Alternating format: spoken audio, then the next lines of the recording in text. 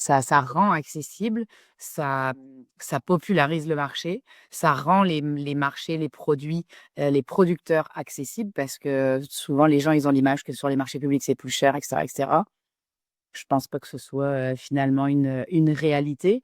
Puis du coup, bah, ils découvrent des producteurs. Enfin, nous, il y a plein de gens qui nous connaissaient pas et grâce au coupon, les gens, ils ont mis les pieds sur le marché public et ils sont venus rencontrer les producteurs locaux.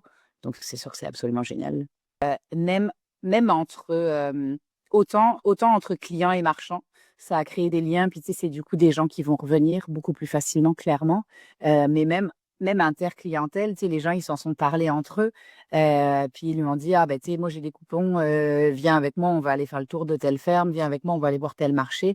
Je veux dire, il y a un engrenage derrière qui est absolument non négligeable sur la fréquentation des lieux, sur l'ouverture, de la population aux marchands, aux producteurs locaux. C'est non négligeable.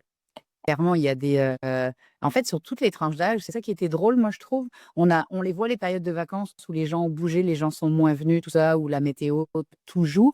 Mais par contre, clairement, enfin, nous, c'est ce qu'on voyait, là, les jeunes qui venaient, tous les jeudis acheter des charcuteries, la maman qui venait manger tous les jeudis soirs avec ses 4 enfants, des choses comme ça, là, les gens, tu les revois.